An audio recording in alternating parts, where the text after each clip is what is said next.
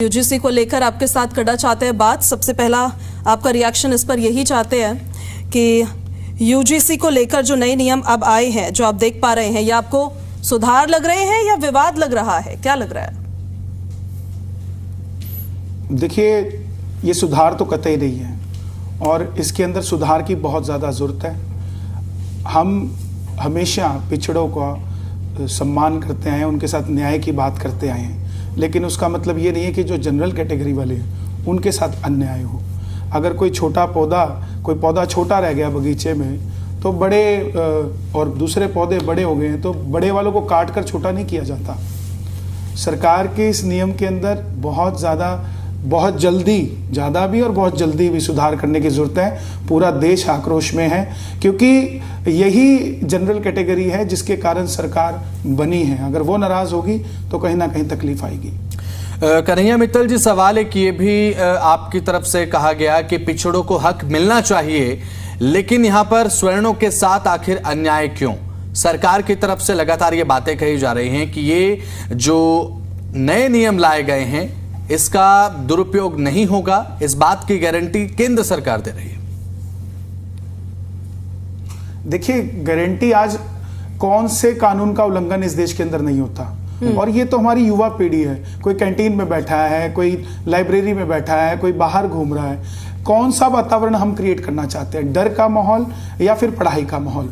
आपस में आज जब 21वीं सेंचुरी में हम जी रहे हैं, जहां हमें जात पात की विदाई करनी चाहिए, वहां हम एक ऐसा नियम के अंदर चेंजेस ला रहे हैं कि सुनवाई नहीं होगी। सुनवाई के तो रास्ते निकालने चाहिए ना जनरल कैटेगरी के। हम ये नहीं कह रहे कि कानून को पूरे के पूरा आप रद्द कीजिए, ठीक है।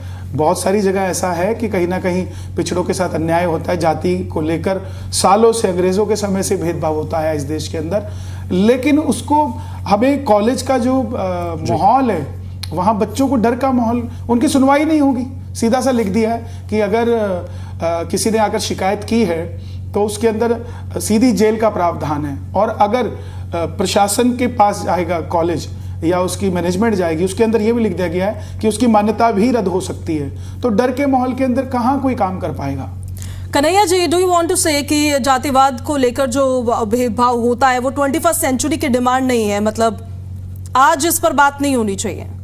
बिल्कुल नहीं है, बिल्कुल नहीं होनी चाहिए और कतई नहीं होनी चाहिए। हम जहां बोल बोल के चीख चीख के थक गए कि कंधों से ऊंची छाती नहीं होती, धर्म से बड़ी कोई जाति नहीं होती, दीपक ही नहीं बचा तो बाती का क्या करेंगे, सनातन धर्म ही नहीं बचा तो जाति का क्या करेंगे।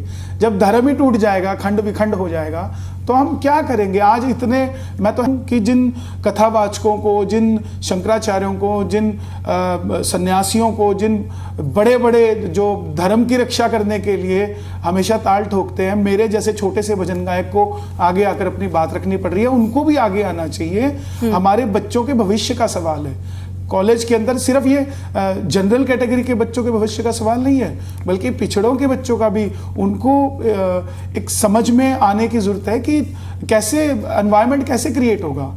आज हम जाति के चक्कर में घुस जाएंगे तो पढ़ाई लिखाई कहाँ जाएगी? बिल्कुल। और कन्हैया मित्तल जी, लगातार राजनीतिक प्रतिक्रियाएं भी अब इस पर जब देखने को मिल रही हैं। मायावती जी की तरफ से ये बात कही गई है कि जो पिछड़ों का हक है वो मिलना चाहिए। हालांकि जनरल कैटेगरी को कॉन्फिडेंस में लेना चाहिए था केंद्र सरकार को, यूजीसी को, ये नियम बनाने से पहले। कैसे कैसे नारे राजनीतिक दलों ने दिए हैं जातियों को लेकर, मुझे बताने की जरूरत नहीं है। इन्हीं की पार्टी थी जिसने कहा था कि जो जूते चार वाला, मैं बोलना भी नहीं चाहता हूँ, ऐसे ऐसे नारे इन्होंने दिए हुए हैं। मैं राजनीतिक पार्टियों पे तो भरोसा हम लोग कर ही नहीं सकते, जिस पर हमने, देखिए, मुझे छोटी सी कविता याद आती है। हमारा मोहित एक बहुत अच्छा राइटर है, उसने लिखा, जब चाहो जिधर मोड़ दो वो लगान नहीं है हम, खास रहे खास रहेंगे, आम नहीं हैं हम, राम भक्त हैं बस इसलिए हम साथ तुम्हारे हैं, निस्वार्थ समर्थक हैं तुम्हारे, गुलाम नहीं हैं हम। राजनीतिक पार्टियों का कोई गुलाम नहीं है इस देश के अंदर। अगर किसी भी जाति को लेकर भेदभाव होगा, हमें सनातन को तोड़ने की बात होगी, तो हर वर्ग खड़ा होगा जिसको तकलीफ होगी। मैं वैश्य समाज से आता हूं, अग्रवाल समाज का एक भी बड़ा नेता मुझे कहीं नजर नहीं आ रहा जो आकर बोले, तो हम जैसे छोटे छोटे भजन गायकों को ही आगे आकर अपने धर्म को बचाने की बात करनी पड़ेगी। And thanks to you also कि आपके चैनल्स इस बात को उठा रहे हैं और लोगों तक बात को ले जा रहे हैं। सरकार तक ये बात जानी चाहिए। बिल्कुल कन्हैया जी, और ये भी जरा बताइए कि आपने जब इस खबर के बारे में सुना, जब आपने इस नियम के बारे में सुना, तो बहुत तरह के विचार आपके जहन में आए होंगे, मन में आए होंगे। ऐसे जब नियम आते हैं या ऐसा कोई स्टेप लिया जाता है, क्योंकि आप खुलकर विरोध भी कर रहे हैं, इसका असर जो छात्रों की मानसिकता होती है उन पर किस तरीके का पड़ेगा? देखिए, आप समझिए कि जितना भी हमारा पिछड़े हैं उनको हर जगह कहीं ना कहीं सरकार ने सहूलतें दी हुई हैं। ऑलरेडी जनरल का बच्चा 90% नंबर ले लेता है तो वो पीछे रह जाता है और सीट दूसरे शख्सियत को दे दी जाती है। हमने कभी इस चीज़ के बारे में नहीं बोला। ठीक है, वो देश को हमने जिस तरीके से हम आगे लेकर जा रहे हैं वो नियम है, चलने चाहिए, जैसा है ठीक है। लेकिन आप एक जगह कहें कि आपकी सुनवाई ही नहीं होगी तो उसको लेकर कितने असहज हमारे युवा हो जाएंगे। आज देश को चलाने के लिए जेनजी, जिसका शब्द हम यूज कर रहे हैं, अगर वो जेनजी जनरल कैटेगरी का अपने आप को असहज महसूस करेगा, देश के अंदर और बहुत सारे मुद्दे हैं, बेरोजगारी का मुद्दा बहुत है, पोल्यूशन का मुद्दा बहुत है। ऑलरेडी हम इतने मुद्दों से जूझ रहे हैं। माघ मेले के अंदर शंकराचार्य कह रहे हैं मैं नहाऊंगा कि नहीं नहाऊंगा, इसके ऊपर चर्चाएं छिड़ रही हैं। लेकिन ये इतना बड़ा मुद्दा है जहां हमारे नौजवानों के साथ धक्का होगा तो उसको कैसे सहा जाएगा। सरकार से तो हम करबद्ध निवेदन करते हैं कि इस नियम के अंदर जल्द से जल्द कानून के अंदर बदलाव लाएं ताकि ये मुद्दा खत्म हो और जो पढ़ाई लिखाई पर हम अपना ध्यान दे सकें, हमारे बच्चे ध्यान दे सकें। एक सीधा सटीक सवाल बहुत शॉर्ट में मैं आपसे ये पूछ रही हूं, इन नियमों के पीछे आपको मंशा क्या लगती है? देखिए, इस नियमों के पीछे या तो बनाने वाला जो व्यक्ति है, जो बैठा है वहां, जो बना रहा है इसको, जो भी चाहे वो आईएएस है, चाहे वो सेक्रेटरी है, जो भी है, वो न जाने किस सोच से बना रहे हैं इस चीज को। और मंशा साफ साफ नजर आती है कि एक वर्ग को, आप एक बच्चे को खुश करना चाह रहे हैं और दूसरे को नाराज करना चाह रहे हैं, लेकिन वो मंशा पूरी नहीं होगी क्योंकि दूसरा, दोनों बच्चे, अगर एक पिता के दो बच्चे हैं तो दोनों को बराबर लेकर चलना पड़ेगा। हमारे प्रधानमंत्री जी इस देश के अंदर क्या दुनिया में लोकप्रिय हैं। हम उनसे फिर से करबद्ध निवेदन करते हैं कि इस चीज पर जल्द से जल्द सुनवाई हो, देखा जाए और इस कोई ऐसा मत क्रिएट ना हो देश के अंदर कि ये सरकार किसी में भेदभाव करती है। बिल्कुल, सनातन धर्म की बात करने वाली सरकार अगर सनातनियों को बांटने की बात करेगी तो कैसे बात बनेगी? लेकिन कन्हैया जी, लगातार यहाँ पर जातिगत भेदभाव की बात यहाँ पर लगातार की जा रही है, लेकिन आपने अभी से कुछ ही देर पहले ये कहा कि सनातनियों को बांटा जा रहा है। मतलब धार्मिक एंगल किस तरीके से आपने खोजा इसमें? क्योंकि सरकार लगातार ये बात कह रही है कि हम ये नहीं चाहते कि जातिगत भेदभाव यहाँ पर देखने को मिले, बच्चों के बीच में जातिगत भेदभाव नहीं होना चाहिए, लेकिन एक धार्मिक एंगल जो आपने अभी बताया वो किस तरीके से आपने निकाला कि सनातनियों को बांटा जा रहा है? देखिए, धार्मिक एंगल क्यों नहीं है? ये जो एक्ट लग रहा है ये किसके ऊपर लग रहा है? जनरल कैटेगरी पर लग रहा है। कोई मुसलमान इसमें नहीं बोल रहा है, कोई क्रिश्चियन इसके अंदर नहीं बोल रहा है। इसमें चलते हुए तो सीधा सीधा तकलीफ तो सनातनियों को ही है ना। हिंदुओं के जो 100 करोड़ हिंदुओं के बच्चे हैं उन्हीं के ऊपर तो ये खतरा है ना। जो भेदभाव होता है कभी मुसलमान और पिछड़ों के बीच में थोड़ी ना होता है। भेदभाव तो जनरल कैटेगरी और पिछड़ों के बीच में, जो कि दोनों ही सनातनी है, फर्क थोड़ी ना दोनों में। दोनों बच्चे एक ही धर्म से तो हैं, तो इसका धार्मिक एंगल क्यों नहीं है? आज मंदिर के अंदर हम सब जाते हैं, मंदिर के दरवाजे के बाहर शर्मा, गुप्ता, वर्मा जो भी है हम होते हैं, लेकिन अंदर जाके तो राम के वंशज हो जाते हैं ना। हम पीछे जाएंगे तो कोई कृष्ण के वंशज है, कोई राम के वंशज है तो हम सनातनी ना सबके सब। पर सर, ये तो एक्शन की बात है ना यहाँ पर कि अगर कोई भेदभाव करता है, मैं तो इसको इस नजरिए से देख रही हूँ कि किसी ने कुछ गलत किया किसी व्यक्ति के साथ और वो चाहते हैं कि इस पर एक्शन होना चाहिए, और एक्शन होना भी चाहिए अगर कुछ गलत किया जा रहा है। कैसा गलत किया? क्या गलत किया? जाति के भेदभाव पे तो गलत किया ना। पुराने जमाने में हम देखते आए हैं कि ये जाति का कुआं अलग है, इस जाति का कुआं अलग है, दूसरी जाति के ने जनरल कैटेगरी के वैश्य के या ब्राह्मण के कुएं से पानी पी लिया तो उसके साथ क्या किया दिया जाता था। हमारे कबीर दास, रैदास, सूरदास जी ने क्या हम लोगों को सिखाया, यही तो अपनी कविताओं में हमें जागरूक किया है। बट सर, जब तक आज SC 21वीं ST तक सेंचुरी था के तब अंदर तक दिक्कत बैठकर- नहीं थी, अब OBC को इंक्लूड कर लिया है तो दिक्कत ज्यादा बढ़ गई है, ऐसा क्यों? मतलब फिर तो मिसयूज तो और भी कर सकते हैं ना? ओबीसी को नहीं, ओबीसी को इंक्लूड करने की तकलीफ नहीं है, आप जिस मर्जी को इंक्लूड कीजिए, लेकिन जनरल के सारे हक ही आप तोड़ देंगे कि वो सुनवाई नहीं होगी उसकी। अगर कानून के अंदर क्या लिखा गया है, 2012 तक ये कानून था, इसमें हमें कोई तकलीफ नहीं थी, 2012 के कानून ये बना था।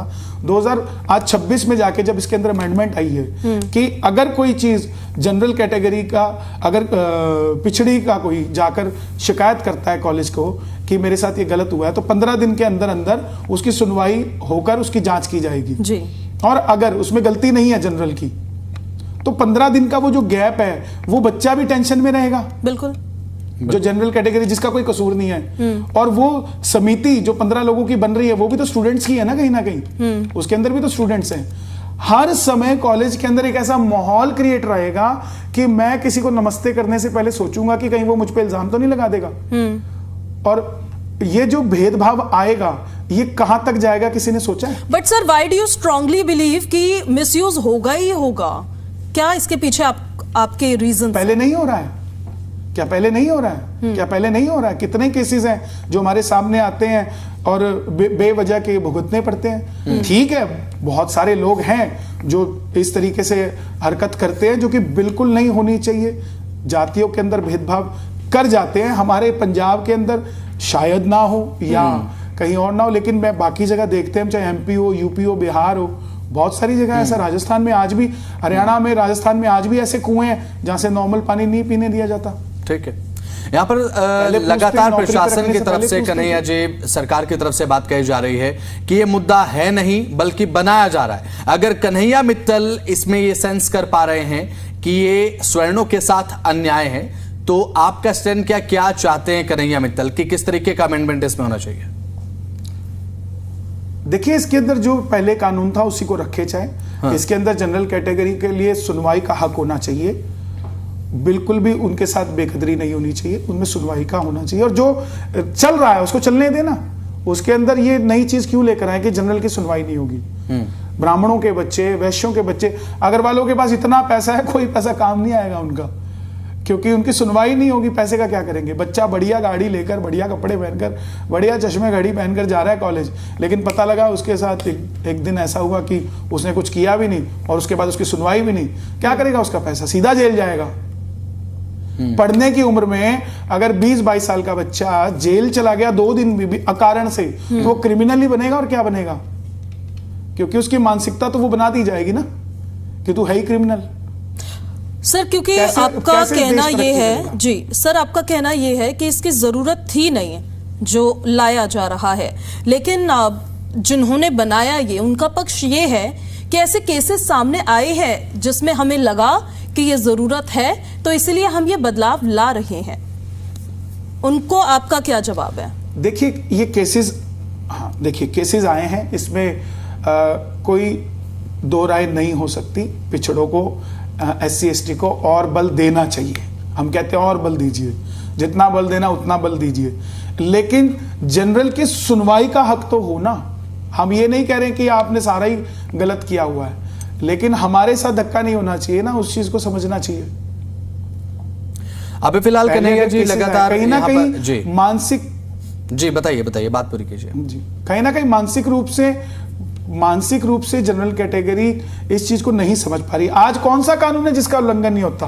चाहे वो आप यातायात का देख लो, कितने लोग हैं हेलमेट पहन के घूमते हैं और कितने नहीं घूमते हैं, और कितने बच जाते हैं बिना चालान के और कितनों के हो जाते हैं। हमारे सामने ही कौन सा कानून है जिसका उल्लंघन नहीं होता?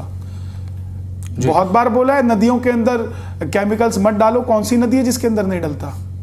बिल्कुल, हम गंगा को पूज रहे हैं, यमुना को पूज रहे हैं, मंदिर को पूज रहे हैं। बिल्कुल, और एक और बात लगातार हम सुनते हैं, सरकार की तरफ से कहा जाता है कि यहाँ पर विकसित भारत हमें बनाना है 2047 तक। और एक और बात बड़ी मशहूर है, कहा जाता है, तंज कसा जाता है कि जात जाति है कि जाति नहीं। और क्या आज 21वीं सदी में इतना कास्टिज्म हो रहा है, और कास्ट के आधार पर क्या इतना भेदभाव है कि इसमें OBC को भी शामिल कर लिया गया है? इस पर क्या सोचते हैं कन्हैया मित्तल? देखिए, ये सच है कि जाति है कि जाति नहीं। आज भी हम अपने बच्चों को ब्याहने के लिए निकलते हैं ना, तो अग्रवाल को अग्रवालों में ही अपने बच्चे देने हैं, शादी करनी है, ब्राह्मणों को ब्राह्मणों में ही अपने बच्चे देने हैं। वो एक कैटेगरी बनी है, किसी को उससे कोई तकलीफ ही नहीं है। कहीं पर भी कोई तकलीफ नहीं है। लेकिन ये जो जाति का जहर युवाओं में घोल दिया जाएगा, उसको कैसे हम आकर जाकर लड़ेंगे? बहुत सारी चीजें ऑलरेडी लड़ने के लिए। ये बात आपने बिल्कुल सही कही है कि जाति है कि जाति नहीं, बिल्कुल नहीं जाति जाति है। हर कोई बंदा उसके ऊपर लेकर अपने आप को स्ट्रांग समझता है। आप एक मानसिकता को कमजोर ना करें।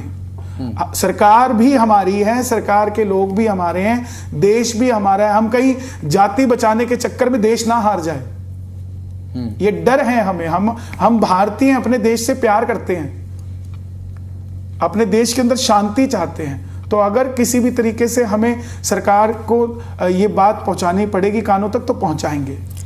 कन्हैया जी, शिक्षा को हर चीज से अलग रखना चाहिए, पॉलिटिक्स से अलग रखना चाहिए।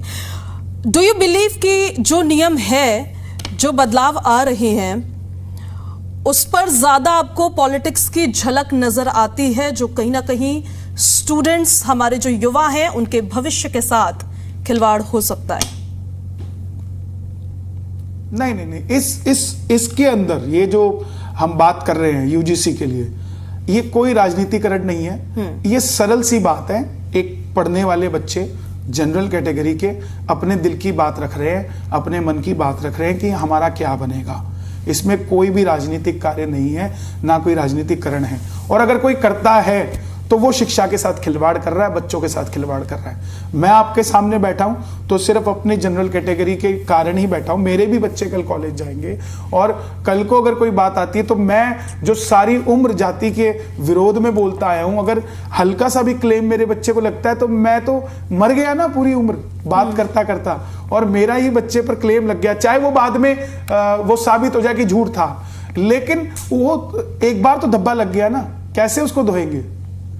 ये राजनीतिकरण बिल्कुल नहीं है, ये डर है। इस डर को खत्म करना चाहिए। मतलब हम ये मानकर चलें कि कन्हैया मित्तल का विरोध इस चीज को लेकर नहीं है कि ओबीसी को इसमें शामिल कर लिया गया, बल्कि कन्हैया मित्तल का विरोध इस चीज को लेकर है कि यहां पर जो 2012 में कुछ राइट्स थे कि अगर शिकायत झूठी है तो कार्रवाई होगी, वो हटा दिया गया। इसे लेकर मुझे लगता है क्या कन्हैया मित्तल इस चीज का विरोध कर रहे हैं? क्या बिल्कुल इस चीज का विरोध कर रहे हैं। और दूसरी बात, सुनवाई ना होने का। जनरल की सुनवाई नहीं होगी, सीधा जेल जाएगा बिना सुनवाई के। ये तो साहब हमारी हाथ जोड़ के विनती है, इसको सही किया जाए।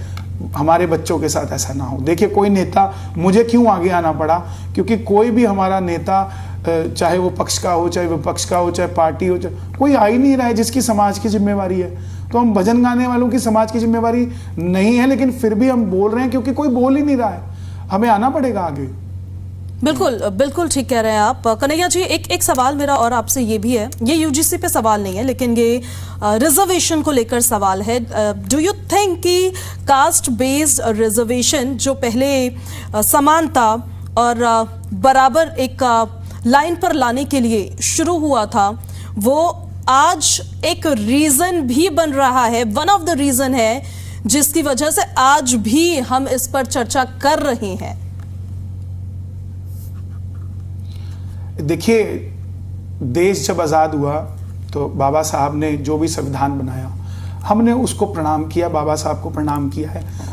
जो उन्होंने लिखा है, जिस तरीके से बनाया है, वो अभूतपूर्व। ऐसा संविधान जैसा हमारे देश का है, दुनिया में ऐसा संविधान नहीं है, और हमारे देशवासी भी उस पर चलते हैं।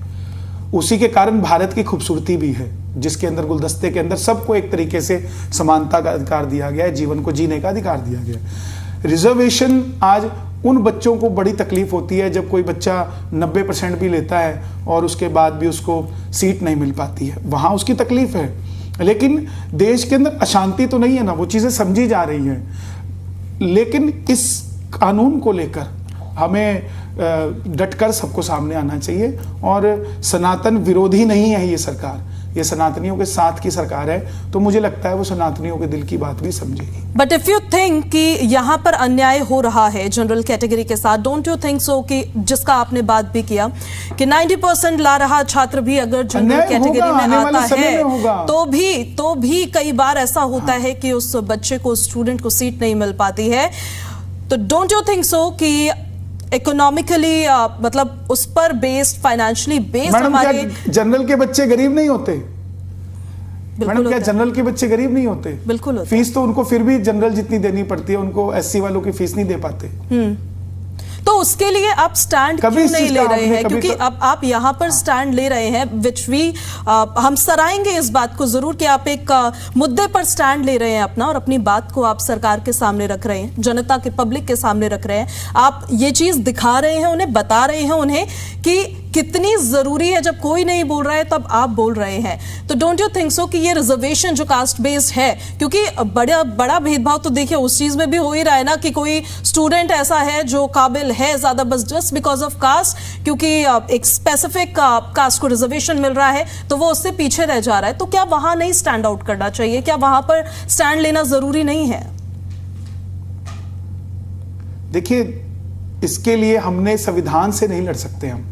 हम जो संविधान के अंदर लिखा है हम उससे नहीं लड़ सकते हैं, संविधान के अनुरूप ही हमें चलना पड़ेगा। दूसरी बात, हमारे देश के सर्वोच्च पद पे जो बैठी वो भी आदिवासी, सबसे ऊपर हमने उनको रखा, जो पिछड़े वर्ग से आती हैं। हमारे देश की खूबसूरती है ये, जहां ये दर्द छलक रहा है। आने वाले समय में आप देखेंगे हमारा भारत जहां चल रहा है, आने वाले समय में जहां हम प्रोग्रेस करते जा रहे हैं, वहां इन सब चीजों को हम तोड़ते हुए निकलेंगे। धीरे धीरे धीरे धीरे हर चीज को किया जाएगा। लेकिन आज हम जिस बात पर चर्चा कर रहे हैं कि जो नया नियम आ रहा है जिसके अंदर सुनवाई नहीं होगी, उस पर हमें कंसंट्रेट करना है। अगर हम इस मुद्दे से भटककर हम दूसरे मुद्दे पे चले जाएंगे तो हमारा ये मुद्दा ही खराब हो जाएगा। मैं आपसे यही निवेदन करना चाहता हूं। बिल्कुल। और एक और सवाल मेरा सर ये रहेगा आपसे, और क्योंकि एक बात कही जाती है बड़े लंबे समय से कि जहां जात पात का भेद नहीं, हर दिल से हमारा नाता है, लेकिन क्या केंद्र सरकार इस चीज को सेंस कर रही है कि ओबीसी को इस चीज में शामिल करना बहुत ज्यादा जरूरी था? क्या इसकी जरूरत थी? घूम फिर के एक वही सवाल बार बार जहन में आता है, क्या इस चीज की जरूरत थी? चलिए ठीक है, अगर इस चीज की जरूरत थी भी तो जो, हाँ बताइए। देखिए, सरकार के आंकड़े हैं, सरकार के अफसर, सरकार के अधिकारी हर जगह सर्च करते हैं, बिना मतलब के तो ये चीजें नहीं की जाती है। हाँ। और अगर वो इंक्लूड कर रहे हैं तो वो उनकी जनगणनाएं किस तरीके से, आप और हम तो ये भी नहीं जानते होंगे कि हमारे शहर के अंदर पॉपुलेशन कितनी है और कितने जनरल और कितने एससी है। वो सरकार के पास डाटा है, और क्या कहां पर कैसे हो रहा है, किसके साथ धक्का हो रहा है, वो भी सरकार के पास डाटा है। लेकिन जो हम आज यहाँ चर्चा कर रहे हैं, ओबीसी को इंक्लूड कर रहे हैं कि नहीं कर रहे हैं, वो सरकार का अपना वर्किंग है। उसके अंदर ये नियम ले आना कि भाई जनरल को तो हम सुनवाई भी नहीं करेंगे, उसके ऊपर हमारा स्टैंड हो सकता है, क्योंकि हमें उसके कॉन्सिक्वेंसेस भुगतने पड़ सकते हैं, इसलिए उसकी बात हो रही है। बिल्कुल। एक लास्ट सवाल सर आपसे। अब कन्हैया मित्तल जब इस चीज को स्टैंड ले रहे हैं, क्या आपने इससे पहले कुछ सोचा था कि ओबीसी की तरफ से कहीं विरोध का सामना न करना पड़े? क्योंकि अब इस चीज को लेकर जब कन्हैया मित्तल खुलकर ये बात कह रहे हैं कि स्वर्णों के साथ अन्याय हो रहा है। देखिए, मैं मेरे घर की बात कर सकता हूँ। हाँ। मैं एससी, ओबीसी, एसटी सबको प्रणाम करता हूँ, सब मेरे मित्र हैं, और मैंने कभी भेदभाव नहीं किया है, कभी भी जिंदगी में। ये मेरा परमात्मा जानता है, और मैं तो सारा दिन रहता ही एससी एसटी के बीच में हूँ। मेरे यहाँ पूरा गाने बजाने का जो सिस्टम है उसमें सब पिछड़े वर्ग से आते हैं और आते हैं। कभी मुझे उनके साथ बैठने में तकलीफ नहीं है, कभी मुझे उनके साथ खाने में तकलीफ नहीं है। एक थाली में हम खाते पीते हैं, और कभी इस चीज पर मैंने कभी ध्यान ही नहीं दिया है। और अगर मैं अपने घर की बात नहीं करूंगा, ओबीसी वाले अपने घर की बात करें, मैं मेरे घर की तो बात करूंगा ना, जब मेरे घर में कोई बड़ा बात ही नहीं कर रहा है। बिल्कुल। मैं किसी का विरोध थोड़ी ना कर रहा हूँ, मैं अपने पक्ष की बात कर रहा हूँ। एक बात ओवरऑल सार हमें ये समझ में आया है बसंत अब कि कन्हैया मित्तल जी विरोध किसी का नहीं कर रहे हैं, वो बस ये कर रहे हैं कि अन्याय किसी के साथ नहीं होना चाहिए। कन्हैया जी, आपका बहुत बहुत शुक्रिया, आप जुड़े हमारे साथ। तो यूजीसी को लेकर चर्चाएं बड़ी तेज है और तरह तरह की प्रतिक्रियाएं सामने आ रही है। कन्हैया जी के साथ अभी हम बात कर रहे थे।